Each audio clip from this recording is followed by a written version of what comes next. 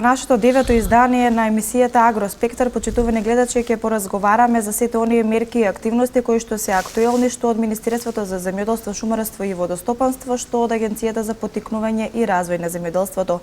Во ова наше 9-то издание гостин во студиото на К1 телевизија е Игор Златков, директор на Агенцијата за поттикнување и развој во земјоделството.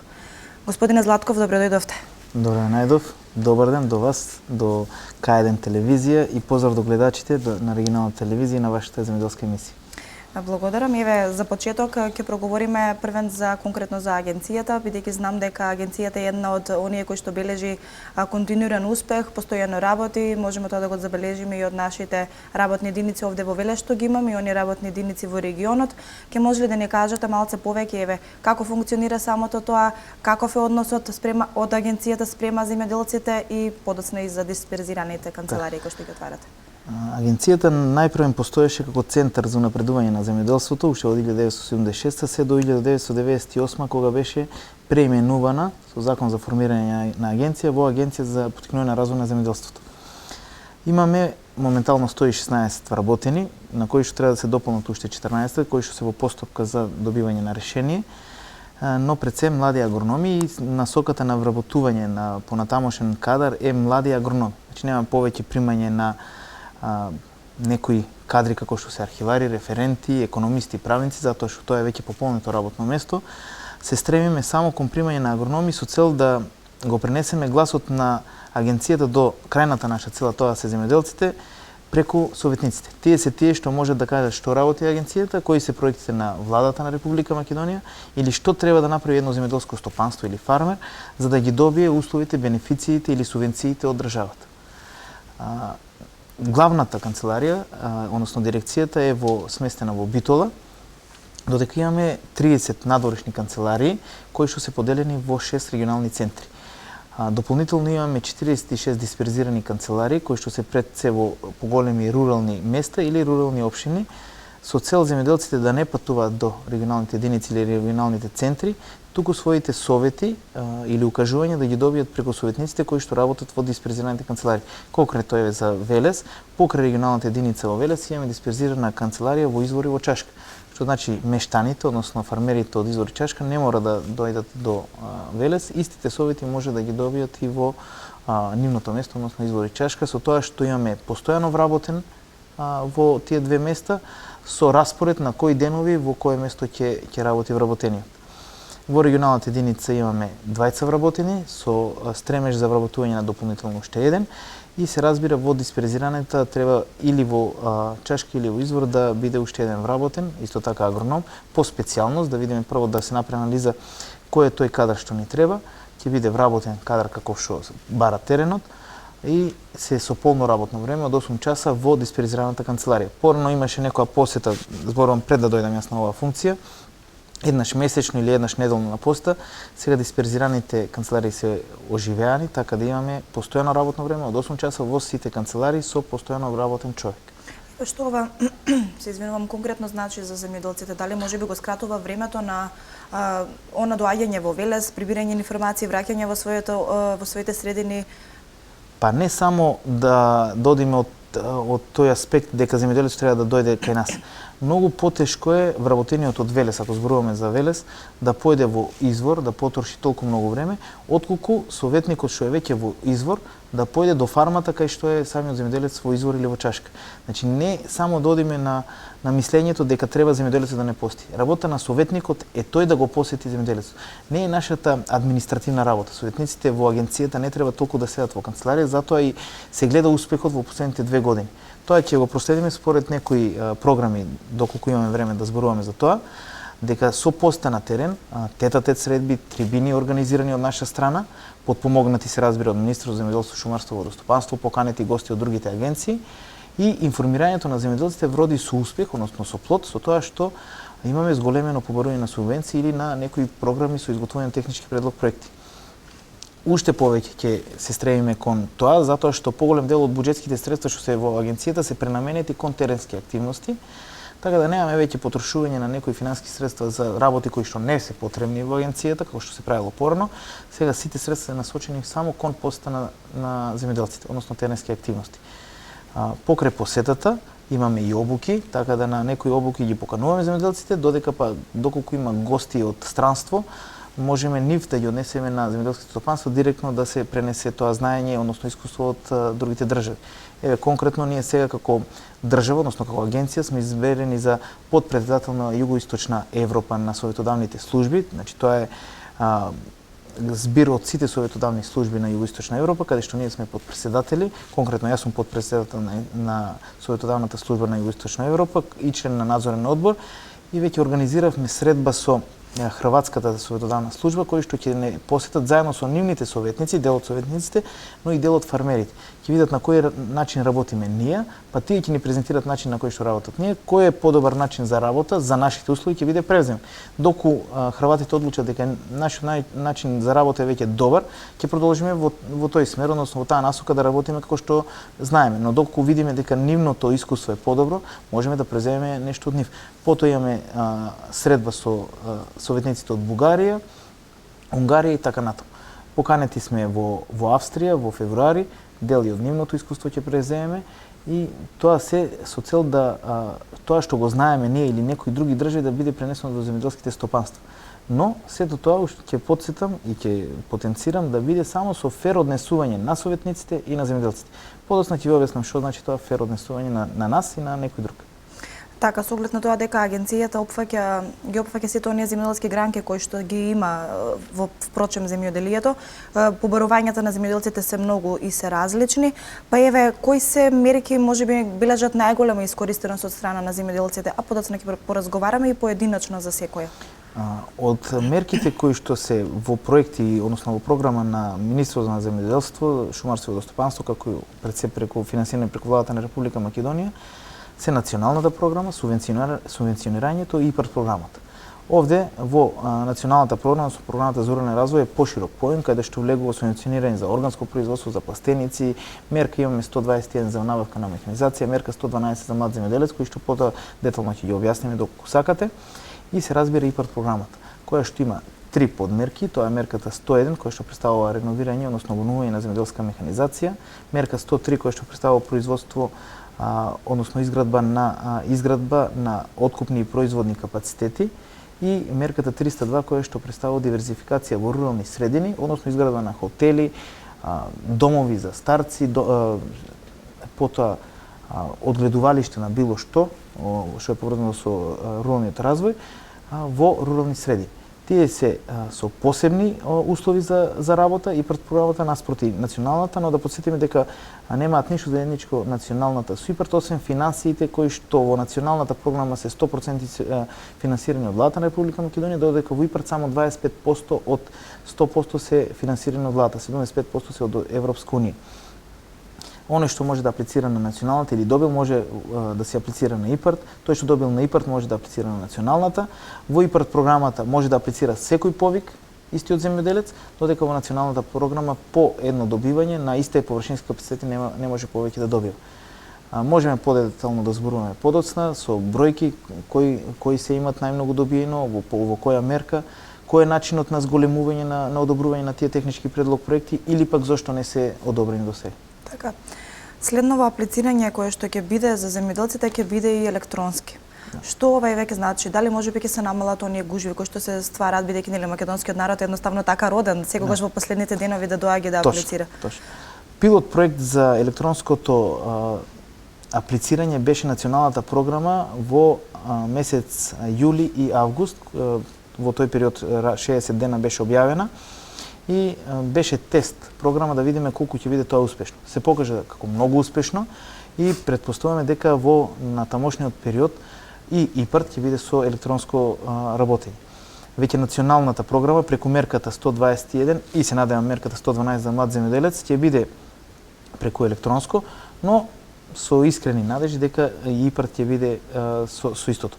Целта не е само гужвите. Гужвите не го прават електронското работење или хард копи работењето, односно печатење на хартија. Гужвата секогаш настанува само поради земјоделците. Дел поради тоа што ние не сме совесни доволно на работа, пример земјоделецот чека, ние излегуваме на кафе пауза или доручикот ни дошол, уште го имаме тој менталитет дека најважно е да се одмориме на работа или прво да ги завршиме нашите лични обврски, па потоа да ги услужиме странките, што верувајте сигурно е веќе така во Агенцијата за поттикнување на развој на земјоделството. Не сум релевантен да зборам за другите институции, но кај нас не е така. Тоа со сигурност ви го кажувам. Да, сме се уверили неколку пати дека тоа не е така. Ако сакате тоа да го видите, можете слободно да не посетите. Но има и доза на вина кај самите земјоделци. Ако речеме дека последен дека апликации за субвенционирање, пример за млеко се во некој период од април до мај, последен период е крајот на месец мај, сите земјоделци доаѓаат во последните 10 дена од месец мај. Тогаш настанува најголемата гужва. Никој не оди во почетокот на април. Никој не аплицира на националната програма во првите денови од месец јули. Сите дојдеа во крајот на месец август. Иако рековме дека може да постои можноста за прв дојден, прв услужен. Значи тоа не им е важно затоа што и земјоделците се разбират, тие имат некои своји работни обврски и пред се на нив им е најважна фармата, не аплицирањето, но треба да се знаат самите дека аплицирањето е отворено само ради нив. Не за да се даде на советниците дополнителна задача, ние имаме веќе задача, тоа е советодавна служба, ние сме само припомош во аплицирањето.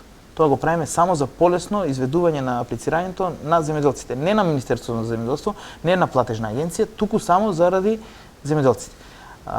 Електронското аплицирање се покаже успешно затоа што на брз начин се доставуваат податоците во платежна агенција, лесно се гледат затоа што веќе се во електронска форма и нема простор за малверзации. Значи еднаш пример земјоделецот рекол или пуштил документ дека има внатре со 5 хектари земја, па бил грешно издаден, во електронското работење нема такви грешки. Тоа што е внесено во единствен регистар на земјоделско стопанство се гледа и од министерство и од платежна агенција. Тоа што го пријавил во времето на пријавување, тоа ќе се види за времето на аплицирање. Затоа и пред самиот повик рековме дека за аплицирање е потребно профактура за набавка на механизација и евидентирање во единствен регистар на земјоделски стопанства. Околу 80 земјоделци беа одбиени, иако има 100 бода во бодовно салдо, само заради тоа што има направено пропуст во евидентирањето на своите површински капацитети. Од некои причини, не кажувам кои се, тие најдобро си знаат, не ги пријавија своите површински капацитети во Министерството за земјоделство, шумарство и водостопанство. Иако во секое рурално место преку трибини на кои присуствував јас, беше убаво, децидно, прецизно кажано дека мора тоа да го направат, да си ги евидентираат своите површински капацитети со цел да може да се гледа во електронското работење во Скопје. Тоа тие што го направија, веќе се одобрени, веќе се и набавени механизациите. Мислам дека за кратко време ќе почне и враќањето на почетната инвестиција, која што беше меѓу 50 и 75%, за што ќе поразговараме подоцна. Целта беше да се направи тест програма, како што кажав, успешна е, што значи од сега натаму тоа ќе се работи. Знаеме, свесни сме дека сите земјоделски стопанства, иако сме во ера на нова технологија, дека немат дома компјутери или дека немат мейлови, но затоа советниците, нашите советници, им ги отвараат тие мейлови, им аплицира електронски. Сето тоа што ќе се вратеше, ние имавме пристап на нивните мейлови, затоа што тие преку нашите компјутери влегува на нивниот мейл, се гледаше дали е одобрен, дали е одбиен, дали треба дополнување на документи и потоа следуваше понатамошна постапка, дали да ќе го дополни документот, дали ќе појде на подпис за решение за набавка на механизација или за исплата. Целта беше да советниците им помогнат на земјоделците со тоа што тие извршува електронската апликација. Знаеме дека понатамошната идеја е самите да аплицираат земјоделските стопанства, но и свесни сме дека земјоделските стопанства во Република Македонија се околу 55 до 60 години на возраст, што значи не се толку обучени да може сами да аплицираат. Затоа постои Агенцијата за поттикнување на развој на земјоделството да ги услужи советниците на професионален и на било кој можен начин со цел за успех во земјоделството. Тоа е профит од иста површина, зголемување на површина и добивање на сите бенефиции што ги нуди државата. Дали можеби сте размислувале за некаков тип на обуки на земјоделците по однос на ова прашање електронско аплицирање? Дали можеби би било поолеснително за нив лично или пак можеби вака сепак поедноставно? Да, добро е што потсетивте, веќе со Ѓорѓе Мартиновски, кој што беше ректор на Универзитетот Кирил и Методи во Скопје и декан на земјоделскиот факултет претходно, сме во проект со што ќе има обука на сите земјоделци во сите рурални места, со тоа што тие ќе носат лаптоп компјутери и секоја потребна опрема, дополнително и печатачи, за прво да се обучат земјоделците што е тоа од основна IT технологија, а потоа и начин на работа со компјутерите. Пред се од начин на работа на компјутерите не значи правење на PowerPoint презентации или Excel табели, туку начин на аплицирање. Проектот е во тек, чекаме само известување од кога тоа може да се почне. Првите преговори се направени, меморандум за соработка е потпишан и чекаме Ѓорѓе Мартиновски со неговиот тим да ни каже од кога можеме да започнеме. Со започнувањето ќе ги информираме сите земјоделци во кој термин, во која сала ќе биде поставена таа електронска опрема, со цел да почне обуката за нивно работење на компјутерска технологија. Точно дека малку ќе биде смешно, демек човекот со 100 крави од утре ќе работи со компјутер, но тоа е иднината. Кога бевме во поста на Финска, секој земјоделец апликацијата за субвенција прави сам. Значи таму нема агенти, инспектори, советници од Министерството за земјоделство, нема истите такви инспектори од платежна или од Агенција за поткрепување на развој на земјоделството. Туку секој земјоделец сам се приклучува на програмата на Министерството за земјоделство и сам евидентира колку има од капацитетите со кои што работи. Дали се тоа овошки, дали е лозија, дали се поледелски култури или дали е сток. Единствената двојазност, односно мојот сомнеж беше што доколку земјоделецот има пример 100 крави, ама ќе напише 150. Самите луѓе рекоа дека во северна Европа не постои збор што ако. Значи таму нема лажење. Ако има 100, ги пишува 100. Никош не направиле контрола во последните 8 години. Една штик пробата имат направено пред 8 години и се утврдило дека сето тоа што е напишано е точно и така се исплаќа број на субвенции. Може би и во Македонија ќе се случи тоа. Може, за не знам кое е идно време, но би требало да се случи. Така. Затоа реков треба да почнеме фер да работиме и ние и земјоделците. Така, кога веќе разговараме за овие активности и мерки, односно за конкретно за агенцијата, еве овде да го споменеме и она според мене неодговорно однесување на дополнителниот заменик министер од редовите на Социјалдемократскиот сојуз Николовски, кој што вчера, односно пред 2-3 дена ги остави земјоделците од Кавадаречко, Неготинско да чекаат. Како еве конкретно вие го коментирате? Мој размислување? Да. Да, еве ќе ви кажам. Значи не е важно од која партија е дополнителниот заменик министер, може и од која националност да е и од која партија да е. Ако луѓето не те сакат, немој да одиш таму кај што не треба. Точно е дека не можеш секогаш да удоволиш на секого. Јас знам дека не сум тој семоќниот или сезнаениот или најдобриот. Но ако негде се работи како што треба, тоа е во Велес, и ако Тони Тасков со неговиот тим, со советниците од агенцијата, од регионалната единица на Агенцијата за поткрепување на развој на земјоделството веќе имат неколку успешни технички предлог проекти направено, и сега земјоделците се многу задоволни од тоа. И сега доаѓа од една страна човек, што не кажувам кој име или партија, го спомнав тоа веќе еднаш, и вели дека после 24 нема да биде така, плюс субвенциите ќе се прекинат затоа што буџетот не бил изгласан или ќе има ребаланс на буџет, па не треба толку механизација да добивате, не знам зашо треба друго да се инвестира, па ги оптеретува земјоделците со работи што не се за нив. Земјоделецот го интересира механизација, профит од своји површински капацитети и со свој имот. Не го интересираат ни некои други проекти, ни образование, ни здравство, ни труд и социјал.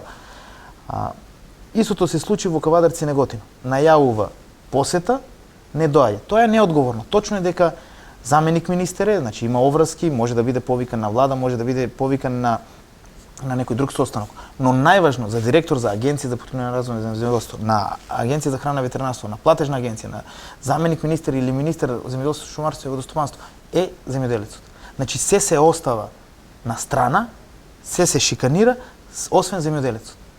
Верувајте дека ние плата, овие 4-5 институции што ги набројав, земаат само поради земјоделските стопанства во Република Македонија. Тие се 172.000 регистрирани во државата. 190.000 се присутни, некои од нив не се регистрирани затоа што не сакат да го исполнуваат правото за субвенции или пак не можат, пример, не му се решени имотно-правните односи за земјата и не може да ги префрле своје име затоа што и со тоа не ги исполнува условите за субвенционирање, но не можеш да оставиш некого да те чека од кого зависиш. Токму од тие луѓето што мрзнеа во Неготино и Кавадарци 3 часа, тој е од нив платен или пак за нив е платен. Значи данокот од платата на сите вработени во државата се одделува за министерот и заменик министерот за земјоделие за да ги услужи земјоделците.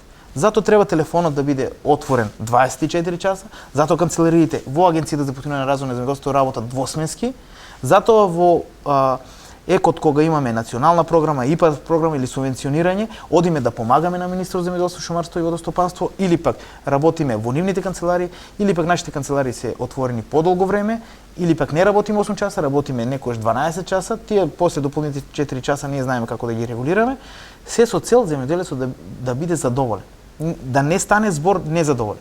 Значи само да биде услужен, професионално и да иде задоволен. Само тоа е за нас резултат и оценка дека сме на прав пат.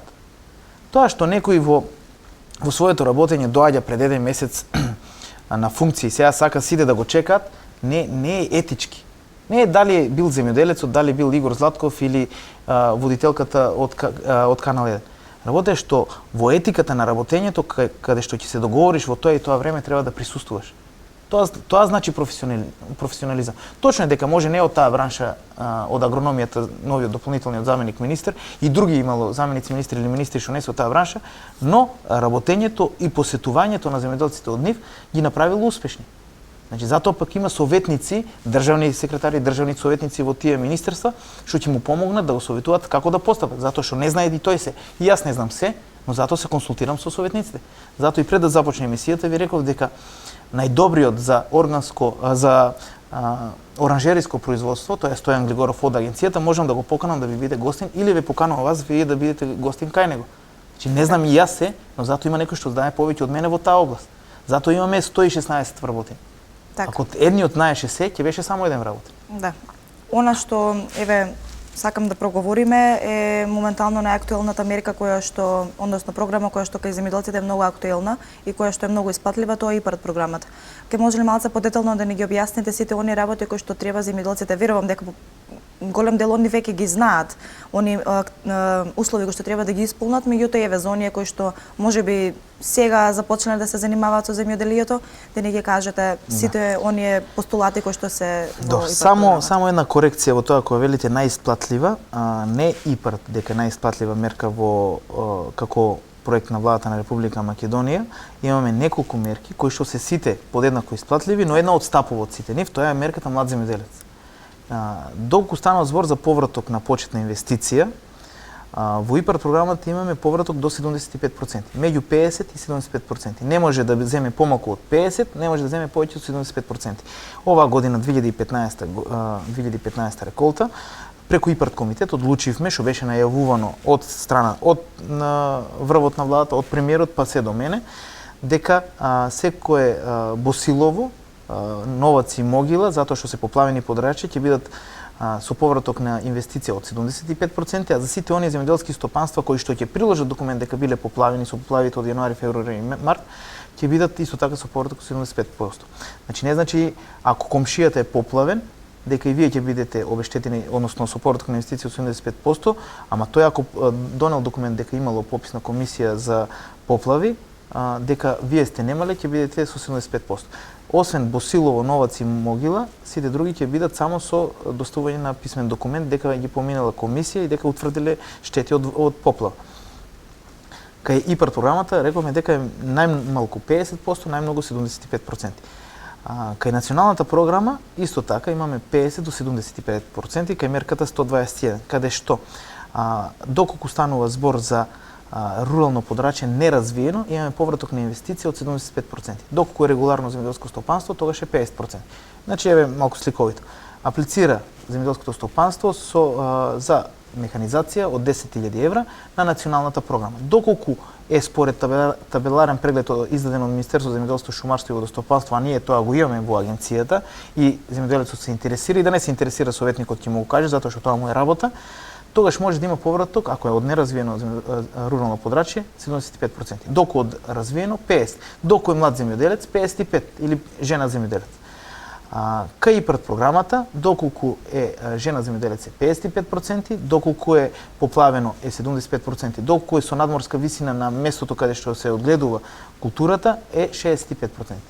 Но има една мерка која што е 112 од националната програма за рурален развој.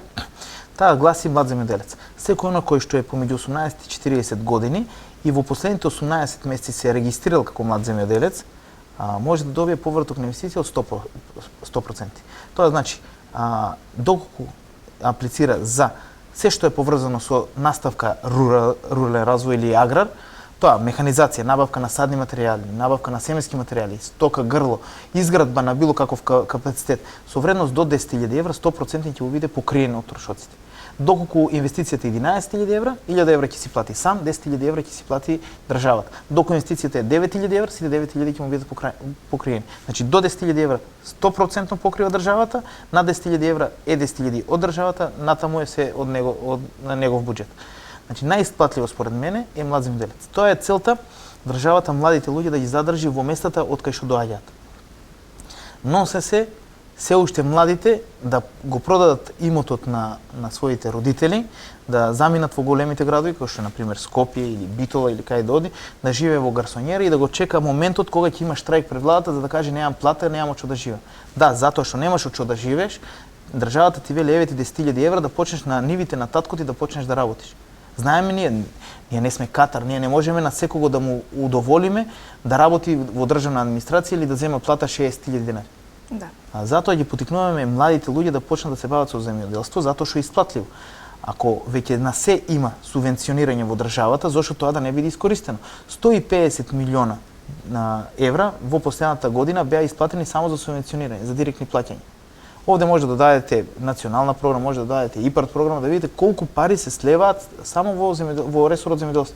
Владата знае дека овој ресор е најважен. Самите старите луѓе веќе знаат богато село, богата држава. Значи колку сме поразвиени во руралните подрачја, толку сме како држава поразвиени. Така. Кога веќе ја спомнавме и програмата за млад земјоделец, еве поконкретно да не кажете нешто повеќе и за неа. Да. Во 2013 година беше за прв пат објавена, на која што имаше 20 апликации. Сите 20 апликации беа одобрени. Во 2014 имавме 42 апликации и тие беа одобрени. И во 2015 со зголемен број на трибини и информираност до земјоделците направивме 138 апликации. 138 кои што беа изготвени од советниците на агенцијата за поттикнување на развој на земјоделството беа одобрени. 1.380.000 евра до пред еден месец беа исплатени на сметките на младите земјоделци. Со тие 1.380.000 некој направи оранжерија, некој купи механизација, некој направи овошен насад. Парите беа наменски потрошени, значи не се дават парите за било каков трошок. Треба да се достави документација дека се инвестира во аграрот. Со таа документација се чека само повраток на инвестицијата од страна на платежна агенција. Наспроти тоа, националната програма исто така бележи еден голем пораст со рапиден скок во последните 2 години. Еве како пример дека во 2014 имавме 243 апликации за националната програма, додека во 2015 имаме 1750 апликации. Можете процентуално да извадите колку е тоа зголеменост, но од тие 1750 околу 920 беа одобрени, затоа што дел не си ги пополнија своите површински капацитети во единствен регистар на земјоделски стопанства, некои веќе аплицираа со нешто што е невозможно. Пример се пријавува со површински капацитет од 0,5 хектари за тутун, а пријавува трактор со 105 конски сили кој што нема потреба да се инвестира од 30-40.000 евра земјоделска машина, која што може да биде обработувана со многу поевтина или поевтина машина или со машина која што има многу помал број на конски сили. Значи такви нелогични предмети беа одбиени, не целосна документација како што е без површински капацитети беа одбиени, но тоа ќе биде поука за следен пат. Овде грешката беше на земјоделците, не е на советниците на агенцијата, не е на оние кои што ги одобруваат проектите, беше точно на земјоделците. Наместо да ги посетат советниците на агенцијата за поттикнување на развој на земјоделците, тие одеа кај некои приватни консултанти кои што земаат пари само за изготвен предлог проект. Не ги земаат парите по добивање на решение дека е одобрен, туку за време на изготвувањето му зема 3 до 5% од вредноста на апликацијата. Сликовит пример, доколку апликацијата е 20.000 евра, оној кој што ќе му направи приватен консултант, апликацијата му вели 6.000 денари или 600 евра ќе дадеш само за изготвување. Ги дава тие 600 евра, чека одговор, не е добитен. Затоа што приватниот консултант му е најважно да земе пари. Нашите советници се платени веќе од државата, воопшто не му е важно дали ќе биде таа апликација 10 или 20.000 евра. Ние ги имаме поминато сите обуки за национална програма или за ИПАРД програма. Има ИПАРД комитет во државата, се состанува ИПАРД комитетот, се одлучува кога ќе биде тој повик и претходно почнуваме со обука преку платежна агенција и преку Министерство за земјоделство. Најдобро обучените луѓе од тие две институции ги обучуваат советниците од агенцијата за новитетите во ИПАРТ програмата или националната програма. Пример, електронското работење, нашите советници беа први обучени и најдобро обучени како да бидат апликациите професионално направени. Се направија и скоро сите апликации од советниците кои што беа изготвени беа одобрени. Проблемот беше што имаше некои апликации направени од приватни консултанти, а некои и од некои куќи кои што продаваат механизација. Иако беше сугерирано до таквите куќи кои што набавуваат механизација дека не се тие за изготвување на такви технички предлог проекти, туку советниците на своја рака го прават тоа. По жалбата на земјоделците дека се одбиени, не можеме ние ништо да направиме затоа што немаме преглед во тоа што тие куќи го правеле за набавка на механизација и ги препраќавме таму. Може не е етички, но кога нема податоци нема што да направам. Приговорот нека го прави оној што го сгрешил. Така. Оно што исто така е актуелно кај земјоделците, па и кај младите земјоделци е органското производство. Се повеќе расте бројот на оние кои што сакаат да се занимаваат со оваа гранка од земјоделието и е оној позитивен тренд, да речам, затоа што органското производство по мене лично е многу по добро да се одгледува отколку она конвенционално. Да позборуваме и за тоа. Една од главните причини зошто е атрактивно органското производство во земјоделството е дополнително субвенционирање. Значи, наспроти обичното работење со земјоделството или обичните производи, 2 до 5% имаме безголемени субвенции кај органското производство. Но, што треба да има секој оној кој што сака да се занимава со органско производство? Прво, тоа треба да има сертификат. Сертификатот го издаваат две сертифицирани тела во Република Македонија. Тие две тела го посетуваат на ниво на година. Сертификатот важи само една година. Го посетуваат, одлучуваат дали е земјоделското стопанство спремно да работи по сертификат на органско производство. Доколку е тоа изводливо, доколку е во стандардите на органско производство, му се издава сертификат. Тој сертификат, како напомена до сите земјоделски стопанства кои што се заинтересирани за органско производство, 50% е субвенционирано од државата. Тој сертификат, ако вреди 100 евра, 50 евра ги покрива државата. Значи и овде имаме субвенции. Откако тоа ќе се направи, земјоделецот веќе е сертифициран органски производител. Со изготвување на тој сертификат и со веќе производството на органско земјоделство, земјоделецот може да ги добие 2 до 5% дополнителни субвенции од државата. Без разлика дали е за пазар во државата или за извоз. Затоа велиме од 2 до 5, во зависност дали ќе се продаде производот во државата или ќе оди надвор. 2 до 5% е од вредноста на производот што ќе го произведе самиот тој. Што е со пласирање на пазарот овие органски производства? Знаеме дека во странство ова е многу нормално, меѓутоа што е со македонскиот пазар? Се уште не сме свесни што значи органско производство, ама според мене и не треба да бидеме толку свесни. Ние се уште сме чиста држава. Доку јадете зеленчук во северозападни европски држави, ќе видите разликата, не зборуваме за органски производи, зборуваме за обични производи. Или пак да ги споредиме органските производи во северозападна Европа со обичните производи во Република Македонија. Број на сончеви денови, инсолација на сонце во тек на еден ден. Тоа е тоа што допринесува за здрав и квалитетен производ. Во северозападни држави нема доволно сонце, има точно дека има голема индустрија, затоа и се богати држави, но затоа се испремни да дадат повеќе пари. Тие го немаат тој квалитет што ние го уживаме при конзумирање на овош или на зеленчук во нашата држава. Тоа не е секојдневие.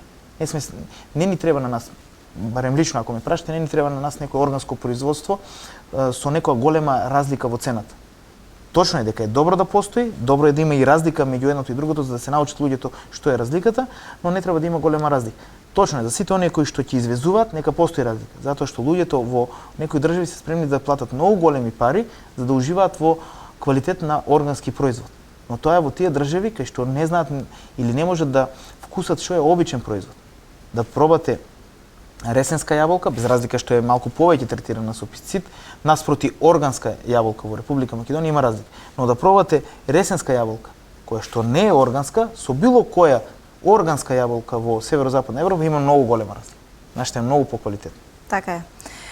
Она што моментално е најактуелно кај оние земјоделци кои што се занимаваат со тутун е токму откупот. Неодамна започна истиот, кој е годинешниот квалитет, кои се информациите? Добро. Од 15 ноември до 15 декември е законска рамка за започнување на откуп на тутун. Тоа значи со изготвување на тутунски мостри кои што се верификуваат од комисија за верификување на мостри составена од представници од Министерството за земјоделство, Институт за тутун и фирмите кои што откупуваат тутун, се разбира и здружениите на тутунопроизводители, се верификуваат мостри најкасно до 15 ноември. Тоа значи законски после 15 ноември до 15 декември може да започне откуп. Оваа година имавме малку проблем со некои фирми кои што не можеа да приложат банкарска гаранција за започнување на откуп, затоа што треба да имаме покриеност на фирмите, дека имаат доволно пари за да ги исплатат земјоделците за тутун, за откупена количина на тутун, поучени од претходната година, што се случи со фирмата во Радовиш, затоа што откупува, па собственикот не имал наводно средства да ги исплати, па потоа интервенираше државата, се со цел тутунарите да бидат задоволни. Поучени од ова, одлучивме оваа година да имат сите банкарска гаранција. По приложување на истата започна откупот. Откупот на тутун е за секоја година различен. Но линијата на откуп на тутун представува политика на фирмата што ќе откупува тутун со мерилата за откуп на тутун што ги дава владата на Република Македонија, односно Министерството за земјоделство. Доколку на државата, односно доколку на фирмата што откупува и е потребно тутун, а понудата на тутун е помала, тогаш цената на тутунот расте. Доколку побарувачката на тутун е помала, а понудата е зголемена, тоа е правило на пазарот, тогаш цената е пониска. Но овде има еден фактор кој што се вика квалитет, кој што е пресуден во цената. Оваа година тутунот е многу поквалитетен од претходната година.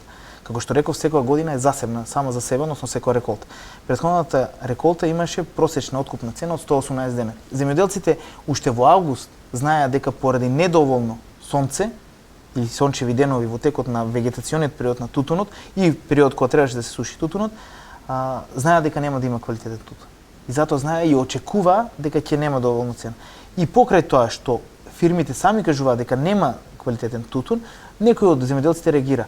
Државата реагира на тоа со 60 денари субвенционирање по откупен килограм тутун. Значи не за произведен, за секој оној кој што има предадено во откупна фирма, го има предадено своето количество на тутун. Тие го потоа предложуваат на катастарот на производители, односно листа на производители, до платежна агенција и согласно на таа листа се исплаќаат тутунарите. Оваа година тутунот започна со една висока просечна цена. Тоа е 175, пред некој ден беше 180, но јас на некоја телевизија се мислам дека беше на емисијата Бразди, кажав дека оваа година тутунот може да дојде до 210 просечна цена. Зошто е 180 и зошто очекувам да биде 210? Секогаш производителите, затоа што ако зборуваме за тутунарите, тие се паметни луѓе, барем во аспект на пазар. Тој не го носи целото количество во првите денови и не го носи, се разбира, најдоброто количество од најдобриот дел од своето количество. Го носи најлошиот, односно понет квалитетниот дел од производството со цел да го опипа пулсот на фирмите кои што откупуваат, да видат која е просечната откупна цена. Значи само го тестираат откупувачот. Таа пониска цена затоа што се носат пониските инсерции од стракот на тутунот кои што се носители на пониска класа. Но исто го знаат пак и откупувачите. Ако го знам јас, значи го знаат и откупувачите. Затоа па и тие почнуваат со една малку построга линија до момент кога ќе ги пуштат границите затоа што им е потребна количина. Зошто велам потребна количина? 25.390 килограми, 25.000 тона, 390.000 се договорени во државата за откуп на тутун. Но производството не е толкова. Производството, според мене, од извршена зелена сува таксација што го прават откупните фирми и со моето согледување на терен е негде околу 21 милион килограми. Сега, разликата е околу 4 милиони. Значи, ова ќе го направи тој, тие 4 милиона ќе направат да има зголемена побарувачка и, како што реков, пресудно е квалитетот. Откако ќе почнат производители да ги носат високите берби, тоа се врвот, подврвот, горно средниот лист, кои што се носители на висока класа, тоа е првата класа, веднаш ќе започне скокање на цената. Вашата уредничка пред некој време рече дека во Бузалково имало ниска просечна. Точно е, имало незадоволни производители. Да. Бузалково е район со најнеквалитетен тутун во Република Македонија. А зошто е тоа така? Затоа што има такво поднебе, има таква почва, има такво поднебе. Тие се производители на големи количини на тутун, кои што немаат толку добра домашна манипулација како што имаат, пример, производителите од Прилеп. Во Прилеп се мали производители од аспект на површина, во Бузалково се многу големи. Да видите јарма бала направена од Прилеп и да споредите со кутија направена во Бузалково, ќе видите голема разлика. тоа е органолептичка проценка на тутун. Значи, се гледа надворешниот изглед на балата, се гледа внатре што има во балата, значи се гледа да не има нетутунски материјали кои што може да бидат казни поени и колку измешана балата внатре. Според законот вели дека се проценува на најниската класа која што ќе се најде во јарма балата или во кутијата. Тоа значи ако го измешате тутунот намерно при домашната манипулација, ставите секакви берби, тоа ќе се оцени на тоа што е најниско.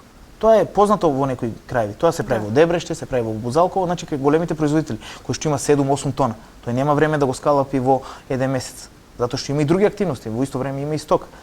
Но затоа пак луѓето кои што го знаат тоа или кои што го веќе окусиле на сопствена кожа, го манипулираат, односно го калапат тутунот дома на најпрофесионален начин. Значи една класа во секоја јарма бала или кутија, сето тоа што не чини го става во некоја друга која што ќе биде процената може и на најниска класа, нека и на четворка. Но затоа па се друго ќе оди во први или во втор. Тие баш тутунари кои што ќе почнат со носење на своите тутуни во подоцнешниот период, односно во натамошниот, ќе види дека ќе скока цената и мислам дека ќе биде 210. Моите очекувања се тоа. Најдобро ќе кажат резултатите на крајот, но ако почетната е 180, мислам дека ќе заврши 200 до 210. Така. Почитувани гледачи, јас овде предлагам да ја погледнеме, да го погледнеме и прилогот кој што нашата екипа го подготви на терен во однос на откупот на тутун. Откупот на годинешната реколта на жолтото злато во Велешко започна. Алијанси и Соцотап се двете компании кои воглавном ги имаат договорите со тутунарите. Според однапред утврдена динамика, тутунарите го носат обработениот производ на откупните пунктови. Според квалитетот на тутунот, задоволен, секој пат има можност за подобро, меѓутоа добро. Тутунот е еден од основните култури што се работи во Иванковци, така да мислам дека и другите би требало да бидат задоволни со моментална ситуација во земјоделието, со субвенции, со мислам подршка од рурален развој, со механизација, трактори. Мислам дека ние сме меѓу првите села што имаме доста искористено од тие фондови. Па, мора да сме задоволни ако нема повеќе, што ќе правиме? Колку дадев, толку. Оваа година тутун имам 150 кило. Немаше киша да врна едно друго тоа. И па моментално реално го ценем спремо тутунот дека. Околу 23.000 тони, толку ќе тежи годинешниот род. Тоа е за околу 8.000 тони помалку од минатата година. Произведовме помалку, но поквалитетен тутун, велат тутунарите, кои оваа година очекуваат просечната цена да биде повисока од минатогодишната. Само во изминатите 2 години во општина Велес се вложени повеќе од 2,5 милиони евра по основ на субвенции исплатени на тутунопроизводителите кои што ги има најмногу и се најбројни земјоделци од општина Велес. Понатаму по бројност исто така многу ги има оние кои што се занимаваат со полјоделски култури и можам да кажам дека и тука се исплаќаат субвенции, се исплаќаат на сите оние кои што се занимаваат со производство на сите видови култури. Сојузот на тутунските здруженија, откупувачите и владата договорија исплатата на парите за откупениот тутун да биде најдоцна за 7 дена. За сега нема поплаки од тутунарите дека откупувачите не се придржуваат на овој договор. Почитувани гледачи, се враќаме повторно во студио. Наш денешен соговорник е Игор Златков, кој што е директор на Агенцијата за поттикнување и развој на земјоделието.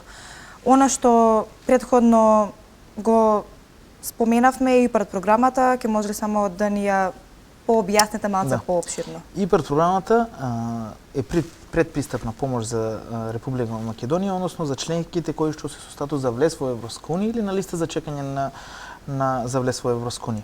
Во 2007 е подпишено за користење на ИПАРД фондовите, од 2009 започнува. Но на паралела меѓу годините. 2013 година имаме 243 апликации, во 2014 имаме 605 апликации и 2015 1170 апликации. Го гледате скокот од 200 на 1170, значи зголемување за отприлика 1000 апликации. Се аплицира на 3 мерки, тоа се мерката 101, односно набавка на механизација, 103 изградба на откупни преработувачки центри и мерката 302 диверзификација во рурални места. Најатрактивна е мерката за набавка на механизација, иако Европска унија секош ни предпочита, не е толку важна механизацијата колку што е важно изграда на преработувачки капацитети. И треба земјоделците да знаат, парите се во преработката, не само во производството. Значи секој оној кој што произведува треба да почне да мисли и на преработка. Може сам не може, но затоа постои субвенционирање на земјоделски задруги од страна на владата на Република Македонија. При што доколку 10 земјоделски стопанства се групираат во една земјоделска задруга, 90% од механизацијата е покриена од страна на државата. Има право на вработување на агроном, има право на вработување на менаџер, има зголемени субвенции 10 до 15%, има бенефиции, односно дополнителни 10% при агрохемиска анализа или при осигурување на земјоделски имоти. Но тоа е настрана. ИПАРД програмата се реализира во 2015 баш како што сме планирали. Голем број на апликации, големи средства за одобрување, целта е само сега да се одобри. Во моментот има контрола на терен од 7 тима, составени се 7 тима, значи порано беше 1, сега се 7 од страна на платежна агенција, кои што во најкраток можен рок ќе ги постат сите земјоделци да видат дали тоа што е напишано во апликацијата е веродостојно и на терен. Од кој ќе се утврди контролата, започнува информирање на земјоделците за решение за подпишување на договор. По подпишување на решение на договор настанува инвестирање за инвестицијата и потоа следува повраток на инвестиција, како што реков, меѓу 50 и 75%. Целта не е да останеме на 1170. Целта е да скокнеме што е можно повеќе. Дали преку мерка 103 или преку атрактивната мерка 101, не е важно. Важно е секој земјоделец да може да слушне за ИПАРД програмата и доколку е можно да аплицира. Многу мали критериуми се. 2 до 3 декари. 2 декари за градинарско производство, 3 декари за овоштарство. Секој оно кој што има, значи 0,2 хектари може веќе да биде апликант. Потребна документација за апликација е само 14 документи. Беше 25, со ИПАРД комитет ги спуштивме на 14. Од тие 14, 4 се издаваат од Агенцијата за поттикнување на развој на земјоделството, потоа имаме 3 документи од Министерството за земјоделство, шумарство и водостопанство и натаму се од УЈП дека не е должник и од катастер, односно имотните листови за земјоделецот. Реално 2 до 3 дена може да бидат извадени сите. Точно е, сега земјоделецот може да рече дека 2 до 3 дена се многу од неговиот дел од годината. Да, но ако со 2 до 3 дена ангажман добиеш повраток на инвестиција од 75% па и 50% нека се, е многу исплатливо. Ако знаеме сами дека за една лична карта да аплицираме, плаќаме пари, кај што нема повраток и чекаме на шалтер неколку време, па може да ти закажат за сликање после не знам колку дена, зошто да не го пробаме тоа кај ИПАРД, кај што треба само да вложиме 2 до 3 дена. Единствен документ за кој што се чека подолго е документот дека земјоделецот не должи спрема државата ништо, а таа потврда издава Министерството за земјоделство, шумарство и водостопанство. Доколку на земјоделецот му е потребно побрзо, ги имаме меѓуинституционалната соработка кај што можеме да се ангажираме ние како агенција со цел побрзо да му биде испратен за да ја навреме испрати во платежна агенција. Но и оние кои што не можат да ги исполнат условите во првиот дел, односно при аплицирањето, платежна агенција не го одбива. Му вели еве ви рок дополнителен од 10 до 15 дена за допуна на документи. Значи овде може земјоделецот да извади дополнување на документите или да го смени своето мислење за време на аплицирањето и да го поднесе. Ако пак не е задоволен, може со анекс кон договорот да промени дел од апликацијата. Значи се прави во државата со цел да може да се искористат средствата. Утре пак некој ќе суди, не е важно дали е опозиција или некој индивидуална личност. Ќе судат дека дел од средства не се искористени. Да, не се искористени, ама не е поради вина на тој што го организира, туку поради вина може и на тој што аплицира. Значи ние треба секогаш да сакаме да стремиме кон тоа да ги искористиме средства, а не само да чекаме момент кога нешто нема да е како што треба па да почнеме да критикуваме. Точно е дека Словенија на времето аплицирала, односно искористувала 100% од ИПАРД средства. Друг е менталитетот таму, друг е менталитетот тука. Други се условите за работа во Словенија, други се во Македонија. Еве, како пример да знаете дека еден земјоделец аплицираше и на национална и на ИПАРД програма. И вели дека ако добијам на едната, ќе го откажам другата програма.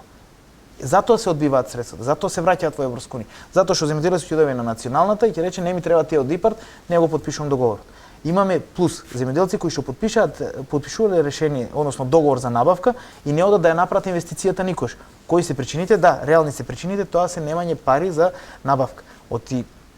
ИПАРД програмата јасно кажува, прво инвестирате 100%, односно сами набавувате механизацијата, па потоа ИПАРД ви враќа 50 до 75%. Но сега новитет, сите оние кои што не можат да најдат 100% за инвестирање, започнува гарантниот фонд. Веќе е потпишано со Прокредит банка, од јануари стартува така да сите оние кои што сакат да ги подигнат тие средства може да се јават во сите банки. Претходно беше планот со 4 банки, тоа се Комерцијална, Халк банка, Стопанска банка, Битол и Прокредит банка. Сега веќе сите банки во Република Македонија, кај што 50% од каматната стапка која што ќе ја подигне земјоделецот ќе биде субвенционирана од Министерството за земјоделство, шумарство и водостопанство со буџет на влада на Република Македонија. Значи ако пример, ако подигнете 10.000 евра кредит и ви рече банката дека тоа се 8% камата на ниво на година, при што значи 800 евра ќе треба да платите во тек на наредната година како камата плюс основицата, 400 евра ќе ви биде платено од страна на Министерството за земјоделството. Значи само 400 евра ќе биде вашиот дел за плаќање кон каматата. Значи сите услови се прават во државата да се искористат средствата. Но ова е повик и апел до земјоделците да почнат да аплицираат, односно да ги слушаат советите на советниците на Агенцијата за поткрепување развој на земјоделството. Аплицирајте, но на начин како што ќе ви кажеме ние. Не како што предпочитаат приватните консултантски куќи или па некои куќи, не сите, во државата кои што сами изготвуваат апликации, а воедно си добавувачи, односно продавачи на механизација. Да, токму овие мерки се поттик за поттикнување на земјоделците впрочем. Затоа си донесени во државата да се развие земјоделството. Ако беше секако што требаше, немаше да има ни една мерка. Точно. Затоа се извадени тие. Точно, она што го спомнавте во контекст на ИПАРД програмата е и субвенционирањето на правење на агрохемиска анализа на почвата. Што тоа всушност значи? Според новиот начин на работа, односно добра земјоделска хигиена и пракса, секој земјоделец ќе мора понатаму да почне да прави агрохемиска анализа на почва со цел да може да ги користи субвенциите во државата. Се разбира, потоа и ИПАРД и така натаму. Агрохемиска анализа на почва значи да се дознае кај едно земјоделско стопанство што од минерални материи постои во почвата, кај што ќе одгледува растителен производ, тоа се овоше, лозов насад и поледелски култури или градинарски, но што и тоа што и фали на површината со цел да има препорака за ѓубрење. Со земање на почвена проба, што ја прави, а тоа го прави советниците на Агенцијата за поткрепување на развој на земјоделството, се прави просечна проба. Просечната проба се праќа во Скопје, односно во сертифицирана лабораторија, која што понатаму подложи на анализа на почвата. Откако ќе биде направена анализа на почвата, му се доставува документ од лабораторијата во која што се кажува што е најдено, но и препорака за ѓубрење. Тоа значи, ако се бара азот, фосфор, калиум, магнезиум, односно основни три елементи плюс дополнителни елементи, тука влегува и pH вредност, односно концентрација на водородни јодни во почва и хумус, содржина на хумус, му укажуваат процентот, односно застапеноста и што е тоа што фали, доколку пример земјоделското стопанство вели сакам да одгледувам пипер. Значи му кажуваат за културата пипер имате тој и тоа во површината, но за да успешно одгледувате ви фали од азот, фосфор и калиум тој и тој процент. Што значи од следната година немој да ѓубрите со се, туку ќе ѓубрите со дел од тие ѓубри што ги препорачува институтот, односно лабораторијата. Затоа што ако во површината има азот во изобилие, односно во доволна количина, нема потреба следната година пак да фрлате азот по ѓубре. Тоа е како да фрлате пари по површината и никош нема да биде искористено. Растението искористува толку колку што му е потребно. И тродупло повеќе да му ставите, нема да го искористи. Има биоритам, има метаболизам, има генетски потенцијал самото растение. Тоа што му е потребно ќе го земе, сето друго ќе биде промиено во почвата. Тоа што ќе се промие во почвата ќе излезе негде како загадување на почвени води, па ќе излезе во некои реки и езера, па ќе речеме нема екологија. Затоа следете ги упасвата, апел до земјоделците, од советниците, правете агрохемиски анализа и читате долу што е во препораката. Ако не можат сами, ние ќе им ја кажеме препораката со што ѓубре да се ѓубри со цел успешно производство и економично.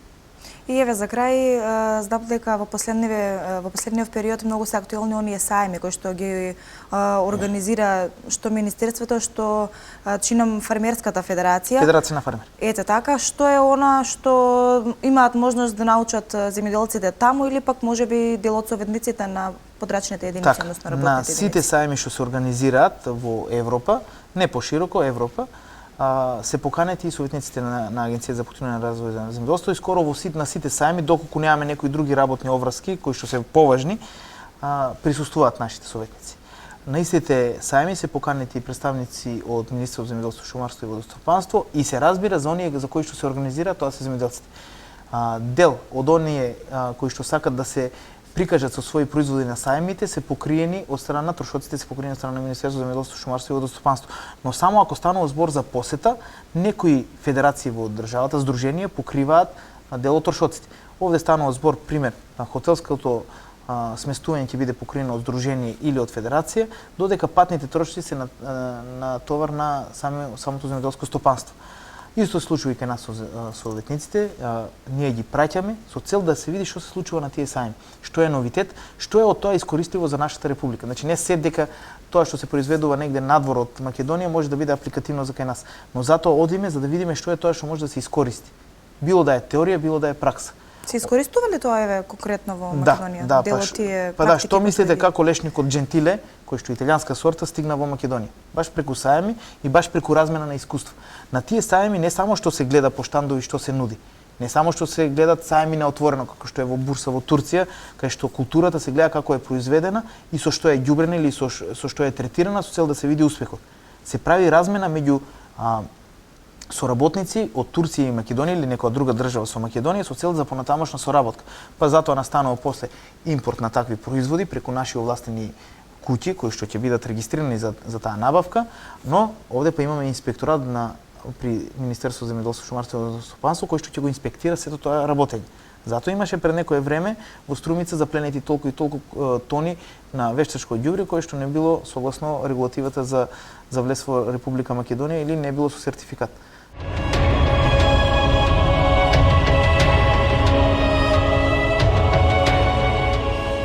Почитувани гледачи, се надевам дека овие информации кои што успеавме да ги издвоиме за вас заедно со мојот гостин Игор Златков ќе бидат од големо значење. Со нова тема се гледаме за 7 дена.